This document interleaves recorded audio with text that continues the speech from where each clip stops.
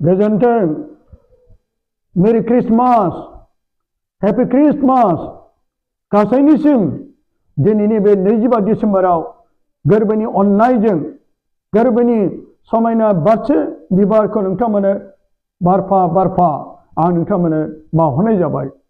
दिनै बे 25 डिसेम्बराव हादरमानियाव दिनै बुहुमाव जेरावबो रंजादों। बुहुममानियावल' नङा नख्रां रायजोआवबो सोरगोनि आरबफ्रा रंजादों।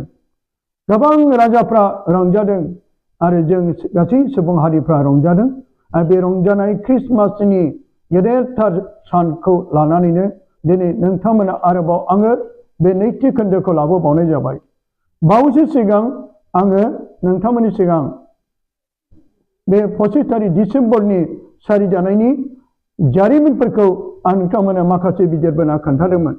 आरो दिनै बे 25 डिसेम्बराव नोंथांमोननिसिम फोरबो जिसु खृष्टनि सारिजानायनि गोथां बोसोनफोरखौ लानानै आरो मोननैसो जारिमिनफोरखौ होबावदेरनानै आं नोंथांमोननिसिम नैबे भिडिअखौ लाबोनाय जाबाय।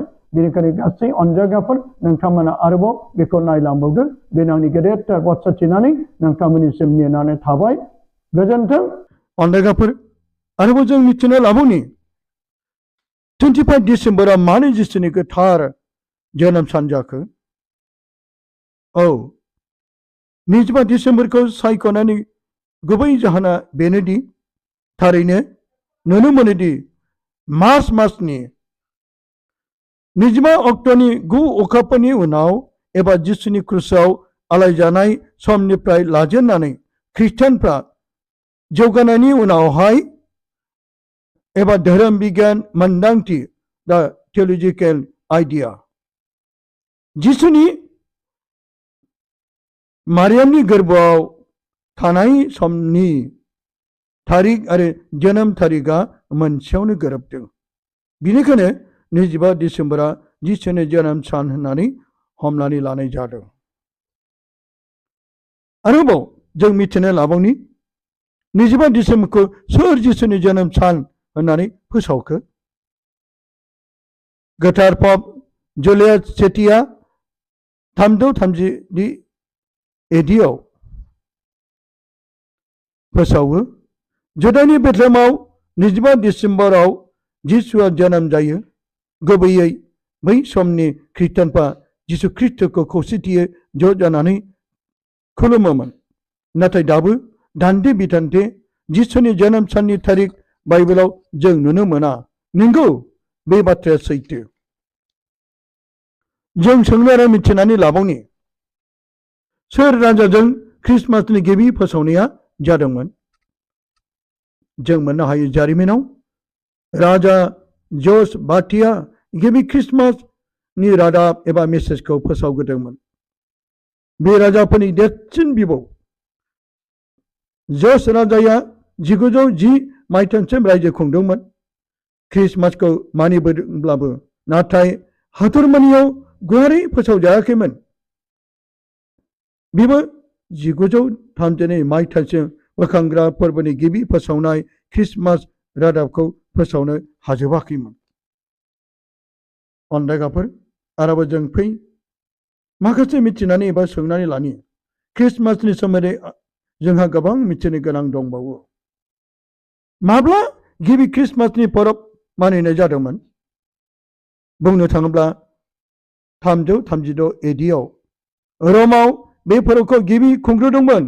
नाथाय अब्लाबो खृष्टानफोरनि क्रिसमास फोरबो मानिनाया 9थि जौथायारि मायथाइसिम एबा 9th सेन्चुरियाव गोगोम जाथ'वाखैमोन। अब्ला जोंनि भारत हादरावबो सोर क्रिसमासखौ गायसनग्रोखो? 16थि सेन्चुरियाव पर्तुगिसफोरनि गुदि आरो आथिंनि आगाना थालांदों आरो बै समनि पर्तुगिस खृष्टानफ्रा क्रिसमासनि फोरबोखौ भारतआव खुंजेनदों। गोबां बोसोरनि उनाव भारतआवबो खृष्टानफ्रा लासै लासै एरलाङो। बेनि उनाव भारतनि खृष्टानफ्रा क्रिसमासखौ बायदि रोखोमनि समायना साजायनानै खननाय मोसानाय आरो गाव गावनि हारिमुजों फोरबोखौ बाख्नायो। अनजायग्राफोर गिर्जानि जारिमिनाव फरायब्ला जों मोनो जिसुनि चेला थमास जाय जिसुनि अहेबाव आथिंजों सोग्रा बिथाङा भारतनि केरालानि क्रेंगार होननाय जायगायाव मुदिरिस होननाय जायगायाव बियो 52 एडियाव बे थंफानि नावजों सागराव इहुदिया बेफारिफोरजों फैफादोंमोन। गिबियाव थमासआ भारतनि जेबो रावखौनो रायज्लायनो रोङामोन, नाथाय फोरबोनि सोमोनांथाव महिमाजों भारतनि माखासे साधु ब्राह्मणफ्रा थमासजों बाप्तिस्मा लादों। जेब्ला बियो भारताव फैजेनो अब्ला बे समाव माखासे साधुफ्रा सागराव दुगैगासिनो दंमोन आरो बे समाव फोरबो जिसु ख्रिस्टनि सोमोनांथाव जाय थमासआ फोरबोनाव आरज खालामनानै दैखौ बियो गोजौआव दिखाङो। अन्दागाफोर सागरनि दैखौ आखायाव लानानै आरज खालामनायाव दैया थरथिंसेबो हायाव गोग्लैयाजासेनो सोरगोआव उरायलाङो आरो समायना बिबारनि महर लायो। आरो बेखौ नुनानैनो बै समनि माखासे साधुफ्रा ब्राह्मणफ्रा फोरबो जिसु ख्रिस्टखौ सिगां नाजावग्रोयो। जाय फोरबोखौ नाजावनाय भारतनि जाय साधुफ्रासो बे फोरबोखौ नाजावग्रोदोंमोन इसोरनि गेदेर महिमाखौ नुनानै। आथिखालाव 24 मिलियननिबो बारा ख्रिस्टानफोर बे भारत हादराव दंसै। आरोबाव जों एसे मिथिना लाबावनि सान्ता क्लजनि सोमोन्दै। सान्ता क्लजआ सोर? सान्ता क्लजनि सोमोन्दै माखासे मानसिफ्रा मिन्थिगौ आरो माखासेफ्रा मिन्थिया। जायहा एबा सान्ता क्लजखौ गोदो गोदायनिफ्रायनो खुगा खुगा सोलिबोनाय एबा बानायबोनाय मोनसे सानबोलावरिसो। बे ख्रिस्टमासनि समाव आमेरिका आरो गुबुन हादरनि उन्दै उन्दै गथ'फोरनो हेफाजाब होनो बान्थाफोर लाबोयो। बेनि मुंदांखा जानाया गोथार निक'लासजों हादोराव गनायजादों। 8थि सेन्चुरियाव ख्रिस्टानफोरनि गोथार ख्रिस्टमासनि बिफा महरै आबुं जादों आरो गोबां इउरपनि सिङाव थानाय हादोरफ्रा सान्ता क्लजनि भाव गेलेबोदों। अब्ला जों इसोरनि गोथां बोसोनखौ आरो जोङो फरायबावनि। जेसाया नाबिनि 7 बालाब 7 जों फरायनो। बिनिखायनो फोरबोआ गावनो नोंनो मोनसे सिन होगोन। नाय, सासे सिख्ला आइथाया फिसा थागोन आरो सासे फिसावा सारिगोन आरो बिनि नामा इमानुएल दोनजागोन। बेनि ओंथिया जादों इसोरा जोंजों लोगोसे। जाय बोसोना जों साफ्रोमनोबो बुहुमनो गासैनोबो मिथिहोदों। जिसु ख्रिस्ट जोनोम जानायनि 700 बोसोरनि सिगां जेसाया नाबिया बे बोसोनखौ सिगाङावनो लिरखादोंमोन आरो सुबुंनो मिथिहोदोंमोन। दिनै जोङो बे बोसोरनिफ्राय जों मिथिनो मोनबाय जाय मोनसे हांखो एबा मोनसे सिन आरो बेनि मोनसे फोरमाना जादों गावनो नोंनो मोनसे सिन होगोन।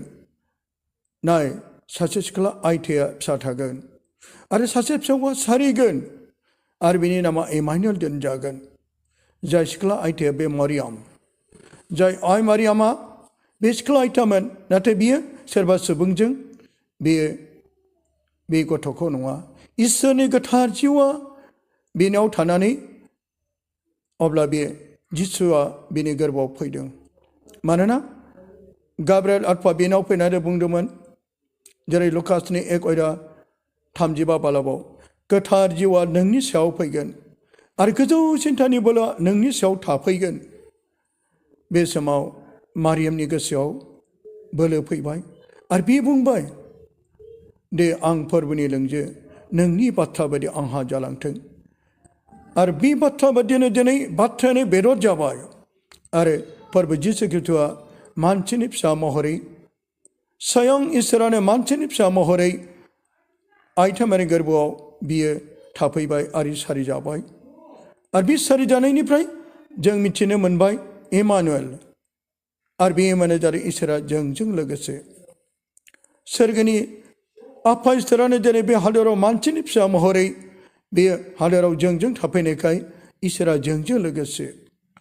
जाय बे गावनि समायना बै सोरगो रायजोखौ नागारनानै आफा इसोरा जेरै मानसिनि फिसा महरै, जिसुआ मानसिनि फिसा महरै बे हादराव आइथामारि गोरबोआव सारि जाफैनाय जादों दिनै बे ख्रिस्टमास आरो इसोरा जोंजों लोगोसे थानायाव जों बेसेबां रंजादों बेसेबां गोजोनदों मानोना जों हादराव गेदेर इसोरनि बोखांजानायखौ मोनबाय थारैनो इसोरा बे हादराव गैयामोनब्ला बे हादराव फैयामोनब्ला जों दिनै बोखांजानायखौ मोनामोन बेखौ लानानै दिनै हादरमानियाव सुबुंफ्रा दिनै रंजादों नाथाय बे हादराव सुबुङाल' रंजादों बे नङा सोरगोनि गोबांथार आरफफ्राबो रंजादों सोरगोनि आरफफोरनि रंजानाय लावखारफोरनि रंजानाय आरो गोबांथार जोङो बाइबेलनि गेजेरजों मिथिनो मोनदों सानजानि गोनोखोफोर जाय गोनोखोफोरनि मुङा गासपार मेलखोर आरो बाल्टाजार बिसोरबो सना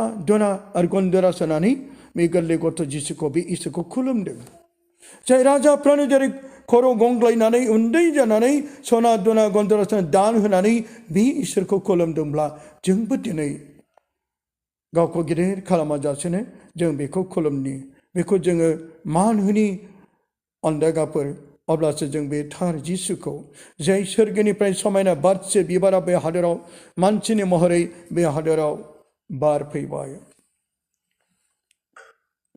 अनदायगाफोर आरोबाव जों मिथिनो लाबावनि गोदोनि समाव इजराइलफोरनि गेजेराव बेबायदि हुदा दंमोन सोरबा बिमाया गर्भबती जानानै गथ'सारिनो थाम जाब्ला गोबां दामनाय देनाय रोजाबनाय आरो जानाय लोंनायनि थाखाय थाम जानानै थाखायोमोन जेब्ला बिमाया हौवासा सारियो अब्ला दामनाय देनाय खननाय मोसानाय जानाय लोंनायजों गथ' हौवासानि मुङै जै दैनि होयो जेब्ला हौवासा जायाजासेनो हिन्जावसा सारियोब्ला बै सुबुंफ्रा इजराइलफ्रा सिरि सिरि थांफिनजोबोमोन नाथाय दिनै इजराइलनि गेजेराव सारिजानाय गथ' जिसुनि मुङै सोर रंजाखो सोर दिनै बिनि मुङै बाख्नायग्रोखो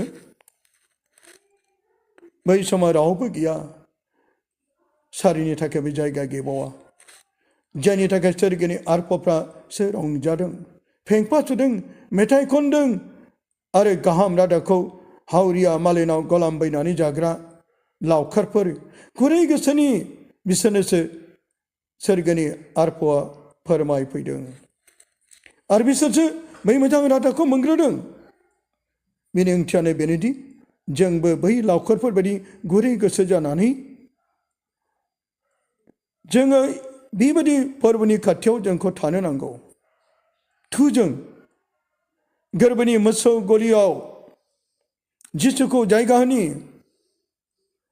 गोथार गोसोजों खुलुमनि बै सोरगोनि बारसे समायना बिबारखौ जोंनि जिउआव गेवलाङै मोदोमफ्रोयै बारहोनि अनदायगाफोर दिनै बे ख्रिस्टमासनि स्पेसियेल मेसेजखौ बेजोंनो आं नोंथांमोननिसिम गोजोननाय अननाय सिबिनाय साफ्रोमनोबो आरो फैगौ गोदान बोसोरनि मुङै हामलायथि बावहरनानै आङो दिनै बे ख्रिस्टमासनि बेबायदिखौ बाय फोजोबबाय गोजोन्थों जिसुआ बाख्नाय जाथों हेपि ख्रिस्टमास मेरि ख्रिस्टमास हेपि निउ इयार